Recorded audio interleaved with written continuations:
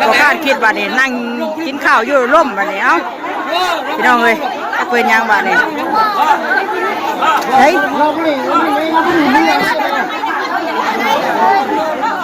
ใช่เลยคนบ้านเราอยู่ที่ไหนคนบ้านเราคนเราหาได้ดีได้ไปดีเลยข้ามเขาข้ามเยอะเลยเอาเฮ้ยเขาหวังว่าพี่น้องเป็นแท้เนี่ยได้เลยได้เลยเฮ้ยคนลูกแพ้นี่อ่านเลยมันแพ้โอ้ยคนคุณนาวลูกเนี่ยแพ้นี่เขาหัวใจแล้วตู้ใช้เป็นยังนะนะจะเคยเขาแล้วออกปากได้กินอ่ะเขาเลยนะเขาเป็นแท้นะตายเลยตายเลยจังหวะให้ตู้เฮ้ยนะโบเอาเลยมวยคนบ้านเฮาเลยตู้นาวลูกเบิดอันนี้เลย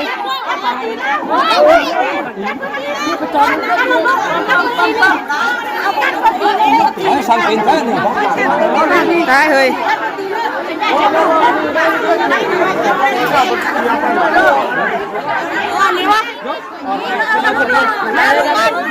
เรายังนั่งกินข้าวอยู่บ่ล่ะบ่นั่งไอ้สั่งกินเอามันเลือก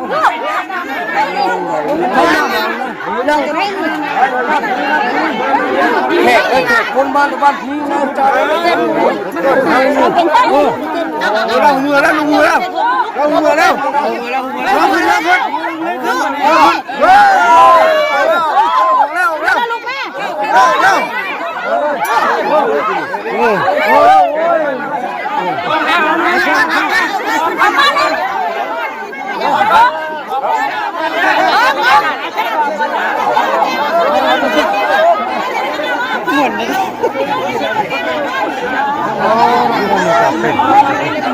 ตายเฮ้ยย่านเลยสั่งเป็นหูเมื่อแล้วนะใครแน่เด้อลูกแน่เด้อหน้าแตกดิโอ้สั่งเป็นดีๆพี่น้องเอ้ยเห็นว่าเราเห็นเขาเกิดเพราะนั่นแต่ถ้ามันจะผูกก็ผูกเลยขึ้นมาแจ้งว่าขาผูกนางเนี่ยจักเลย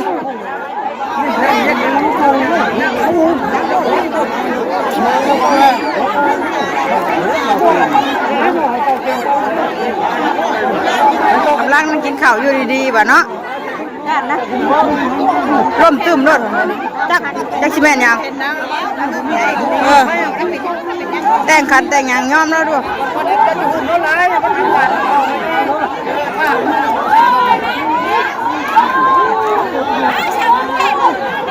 ใช่ละเอาเบิ่งใช่คือบ้านเราขึ้นได้กินนี่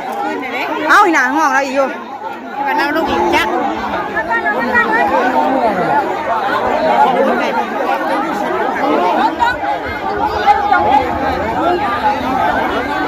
ออกมาพี่นอกพี่ยังมาระบายอากาศให้เราอันนี้เราตื่นเลยไหมพาเราไปหาหมอนะแม่น่ะใช้รถนะอันนี้รถมาแล้วนะใช้นั่นน่ะบ้านอื่นวะบ้านพีนบอกเป็นบอกนะแต่เอ๊ะนี่บ้างเอาไปเอาพาเราไปหาหมอมันนี่ได้นะเนาะกันพวกมาบุรีเห็นเราล้มตึ้มมาบุรีเลยอยู่กับล้มวะเราล้มตรงนี้ป่ะอยู่แล้วก็ล้มเลือดไปเอาพาเราไปห้องหมอเฮ้ย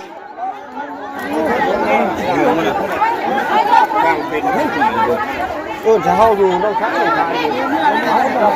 โยมรับไปหาหมออะไรบ้านี่ยันพิษเนาะ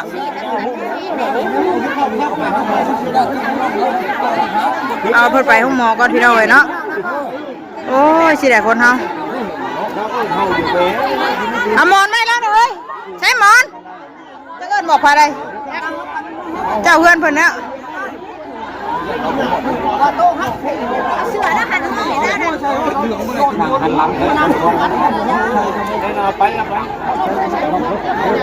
เราไปร่วมใช่ไหมบ่ยันวะไปได้มันนี่เอาเราไปใช่เฮ้ย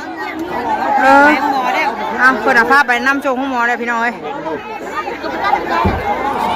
เราจะเป็นยังหมกอยู่ ให้แล้วลมอย่าลมไปน้ำ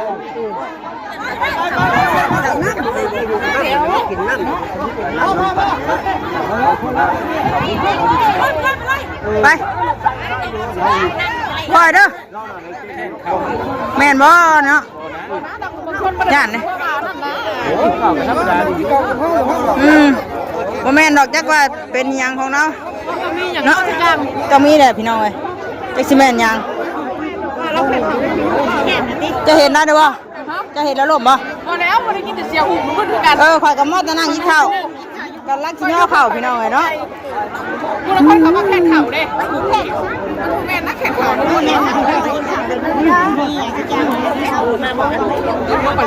เอาแล้วไปโชว์ห้องหมอได้พี่น้องเอ้ยพี่น้ามาหน้าฟังคนเว้าอีกปะหน้าคือเขาดูลักกี้จักปีบ่ลักกี้ชื่อจักแล้วเนาะเราเคยเป็นนะมันปัญญาเก่าแล้วกันเริ่มจ้ะเนาะลักกี้ถ้าคล้องนี่ช่องได้เท่านี้ก็มาเที่ยวมาเลยเขาทั่วเขาเที่ยวมาเที่ยวเที่ยวมาแล้วเที่ยวแล้วเนี่ยแล้วคนเพื่อนอะไรกันเนี่ยไปหาชาติเนี่ยเนาะอาการเก่าแล้วบ่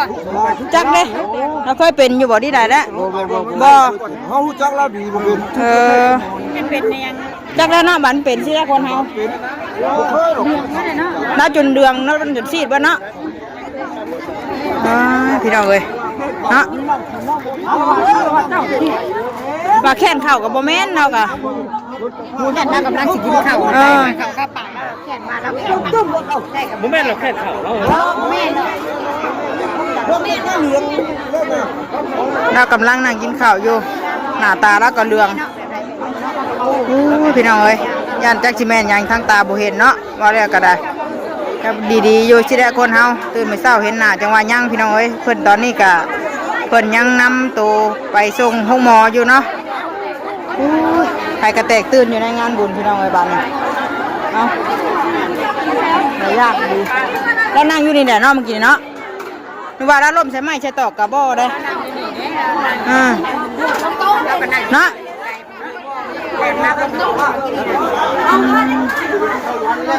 กี่ว่าคนดีกันตัวเนาะ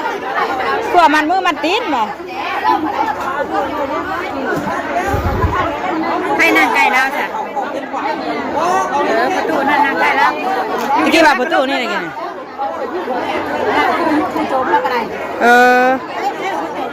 ตัวเสือแดงนี่ได้ข่าวเล่า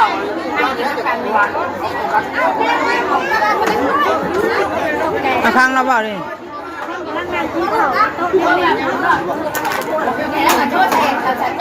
ลูกตาเรามีบอกกินอีกขึ้นรถน้ำหนักน้ำมาบุญมาเดียวก็มาเดียวคือไผ่แล้วน้องเขาตัวไปแล้วเนี่ยกำลังกินข้าวเที่ยงพี่น้องเนาะอุ้ยตกใจเบิดจะเป็นทางใดกำลังไปห้องหมอแล้วตอนนี้กันเนาะคุณ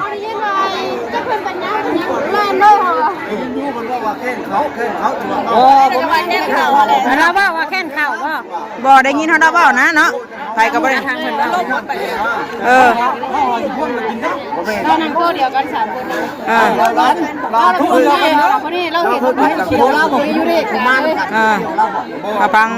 ผู้เห็นในเหตุการณ์พี่น้องเลยเนาะเขาอยู่นี่จะพิจารณาหมดยอมที่ไหนตัวโอ้ชักเรื่องต้มหมีชอดเป็นนั้นชอดหัวนะลาได้ลาหน้าเราเป็นเดืองมันเนาะสิเนาะเราบ้านไหนเราน่ะบ้านพีนคนบ้านพีนนี่บ้านใกล้ๆนี่พี่น้องเลยเนาะตู้ยังไงนะตู้กีบ่เชี่ยวตาเวียนเวียนเนี่ยเรามาประจำบ้านเราเราเที่ยวมาด้วยเที่ยวมางานบุญงานอย่างเช่นเรากันเนาะบ้านใกล้เพื่อนเคียงกันเนี่ยพี่น้องเลยเนาะอยู่บ้านพีนโอ้แขกคนแตกตื่นกันเบิดบาทนี่เนาะกำลังย่อข้าวเที่ยงพากันกินข้าวกินน้ำบัดว่าเป็นแบบนี้พี่น้องเลยโอ้ญาติพี่น้องผู้เพิ่นกำลังล้างเมื่อเนาะเพราะว่ากินข้าวกินน้ำแล้วเรียบร้อยแล้วโต๊ะเต็นถ้วยบ่วงกันยังไม่ได้เก็บพากันแตกตื่นกันอยู่พี่น้องเลยพี่ละห น้าตาแล้วก็ซีดเบิดเดืองเบิดเนาะจักสิเป็นจังไดตอนนี้ก็นำไปส่งห้องหมออยู่ถ้าฟังเบิ่งพี่น้องเอ้ยว่าอาการเพิ่นสิเป็นหยังกันแท้เนาะหรือว่าถ้าว่ามันแดดมันอบมันหนาวก็ยังตีว่าอากาศร้อนเนาะเลยตื่นเด้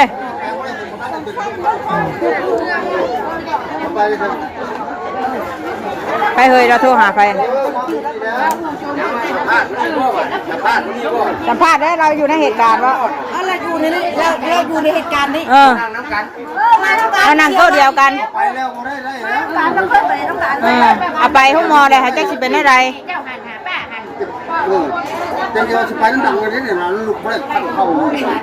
กูจะไปน้ำกูจะไปน้ำลังกันยังดูมาไล่ข้าวข้าวอยู่เหล้าเขาไม่ได้กินเหล้าอะไรแล้วนะครับเป็นเราซื้อมาตีเด็กเรากินเนาะเขาบอกยังบ่ทันได้กินเหล้าลายปานใดนะเนาะเพราะว่ากำลังสิพากันย่อข้าวนี่แม่เนาะว่ากินเหล้ากินยางเมากะเรากะไปอ่านมันเขาจันความดันขึ้นสิแม่นอยู่หรอกความดันความยางนี่แหละพี่น้องเนาะสิได้แม่นเตอร์กับญาติเป็นแบบนี้แต่ญาติมันบุบขึ้นบาดเดียวได้เนาะเฮาบ่ฮู้ใจเบิดพี่น้องเอ้ยสิเมื่อได้ตุสิเมื่อเปลี่ยนเครื่องกันเลยสิออกมาใหม่โดยไปห้องหมอแล้วเฮ้ยแล้วเดืองเบิดหน้าแล้วก็ซีดเบิดเลยเนาะจักสิเป็นได้ใดจักสิเป็นจักสิรอดหรือบ่หรือในใดพี่น้องเอ้ยเนาะคนป้าหัวใจแต่เฮิงเตอเราก็อ่อนเบิดบ้านนอกเฮาเนาะบ่เคยเจอเหตุการณ์แบบนี้พี่น้องเอ้ยก็เฮ็ดไปปั๊มหัวใจแล้วก็กำลังสิอันนั้นขึ้นมาหน่อยนึงแล้วก็ล้มลงอีก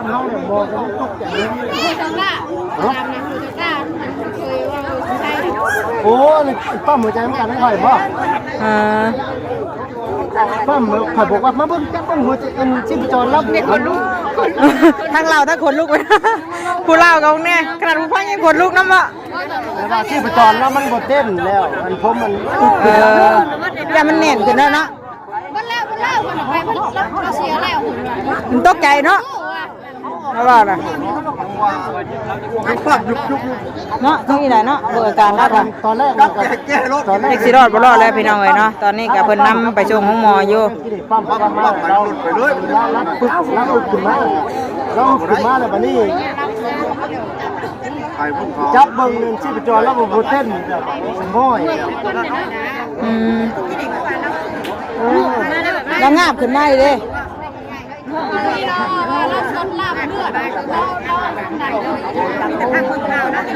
รอถ่ายภาพมึงพี่น้องเอ้ยเนาะตอนนี้ก็ยังไปอยู่ถ่ายพังข่าวแล้วเอามาหลังเนาะเราออกพวกชดใจทำยังไม่หลอกไว้เอาเราพูดกินดอกจะสั่งหิ้ยาก็เป็นที่ไหนเนี่ยฟังเพิ่นเล่าเหตุการณ์เพิ่นนี่นะนี่ผู้ละคนมาแล้วบ่เคยเป็นผู้ละคนมาเคยเป็นเนาะเจ้าผู้ชายถามแต่ญาติพี่น้องเราแล้วบ่เห็นก็มาผู้เดียวคือบ้านเฮานี่แหละเนาะคนอยู่บ้านพีนบ้านใกล้กัน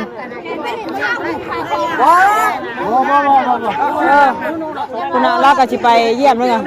คุณน่ะยังคัดหัวเข้าอยู่นั่นก็ผมมีว่ายันว่าแกงกลางดิ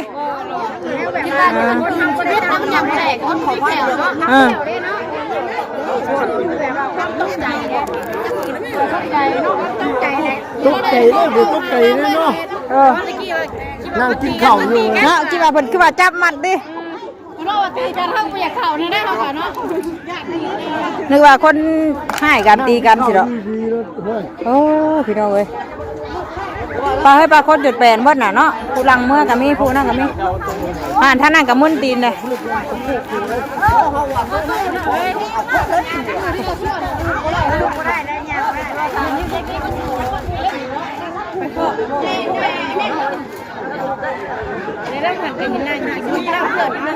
ประตูนะเป็นบ้านบอกได้ห้างเลยง่ายจ้ะผู้ชิเมื่อเยี่ยมกับข้าวข้าวบัดนี่ผู้อันโจมแล้วขึ้นเลยย่างกับได้บัดยันน้าเล่าให้เล่าให้ได้ลงให้ได้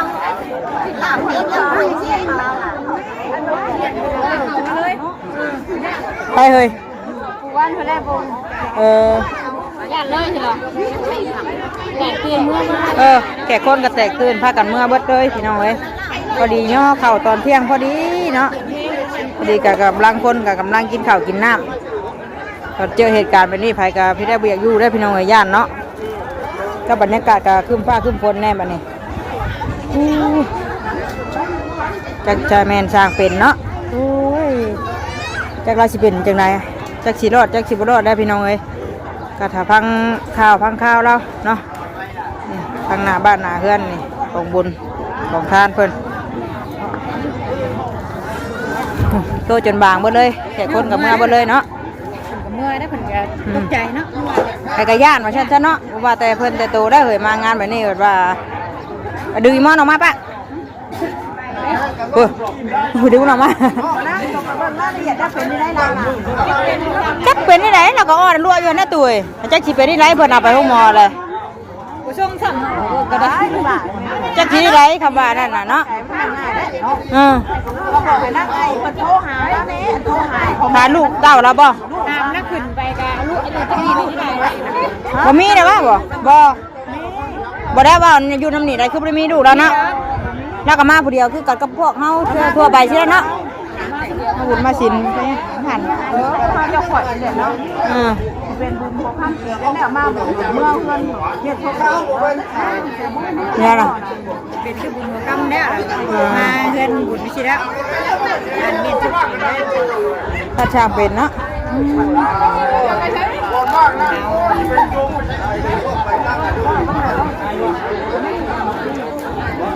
เห็นบ่ลายกินนี่เห็นบ่ลายกินนี่เด้อเห็นบ่ลายกินนี่ลายมันได้น่ะเด้อมันเตะหัวกูไปเห็นผู้ชายร่างใกล้พ่อบ่ได้เลยพี่น้องเอ้ยให้เด้อได้โอ้ยเนาะจัดช่างเป็นบ่เบื่อสินี่ได้หมูก็กินอยู่เนาะโอ้ยสิกินแต่ละผู้เดียวเห็นว่าก็ได้ฮะเขาถามว่าเต็มบ่ได้เบิ่งไม่ไปเบิ่งก็ยังติดตากูแต่บ่ไปเบิ่งเนาะเราก็บ่ได้เฒ่าบ่ได้เนาะเฒ่ากันได้ตาเยอะดอกกันเราหาสิบายเนาะคนกับกลางคนนี่แหละพี่น้องเอ้ยบ่ได้ถึงว่าคันว่าเฒ่าแล้วผู้คนว่าเราแค้นเข้าผู้คนมาโรคเก่าโรคหยังเรากำเริบจังสิแม่นเป็นหยังเนาะหลายคนก็หลายเป็นหลายคนก็หลายบ่เต้นแล้วว่ะหรือว่าเฮาตื่นเต้นบ่เอ้ยหรือว่าเฮาตื่นกับสาธุจังเลยเราบัดกันหยังเลยกับเราอันนั้นก็ดีเนาะใส่บาตรแล้วเด้สาธุเด้อเทวดาเบิ่งแยงกันเนาะเห็นว่าก็ได้มาบุญมาศีลมาให้เป็นอย่างนี้นักเขานักกะเอารถแกเมื่อเลยเอาเราโจมขึ้นเนี่ยเราลูกบ่ได้ประตูนะเขาชื่อเด็กคือไพ่เฮยชื่อได้เลยแม่นบ่ภาษาวาเวียงน่ะชื่อได้ภาษาวาเวียงน่ะพอแก้วนะแก้วอ่ะแม่นบ่แม่นนั่นเราบ่ได้ขี่บ่ได้แข่งเฮงกับหับเข่าเดี๋ยวเราก็ว่าชวนตื่นเนาะบ่ได้ซื้อเนาะบ่ได้มาตั้งหับหลอกเราคนได้เราก็ชวนขึ้นเนาะก็ลูกบ่ได้เลยเราก็เราปิดมาหับสิเด้ต้นหันเนาะแต่เฮาลงแบบว่าตั้งใจนั่งต้องหงายหลังไม่บ่เอานั่งพูดหน้าขอบลงเพิ่นว่าเพิ่นคนว่าแต่ว่าเป็นน้ำสิได้แล้วคนนี้คนเฮาปล่อยตัวเลยเนาะคนเข่าเนาะแบบนั้นเข่าแล้วพลิกกันหน้าเขาเอาใส่สิกักเรื่องอะไรนะได้บาทเลยแต่คนละเป็นนี่ได้เนาะเฮ้ยเนาะให้ดีให้เศร้าได้เนาะเป็นลูกดาบางแยงนะพี่น้องเอ้ยมาเฮ็ดบุญเฮ็ดศีลสิมาเจอเหตุการณ์แบบนี้ให้เราดีเราเศร้าซะเด้อไปหาฮอดบุญฮอดหมอได้ก็ได้เนาะญาตินะตกใจเด้พี่น้องเอ้ยงานการเคยไปรายเวียกรายงานอยู่แต่ก็บ่เคยพอแบบนี้เนาะมามื้อนี้เพิ่นว่าเจอเหตุการณ์แบบบ่คาดคิดเกิดขึ้นเนาะอยู่ในงานบุญพี่น้องเอ้ยไก่ซับอยู่นอกพี่เพื่อสิไปมองไม่ได้จังหวะเช้ากับใครดอกเนาะใครดอกยาดอกพังเบิ่งไปห้องหมอเลยเด้ได้บ่มีเบอร์ไผมีเบียดไปเปิดโทรศัพท์คือจักแกลูกเต้าเราดอกอยู่ไสนี่มันพินนี่ว่าล่ะน่ะตรงนั้นแล้วมันพินว่า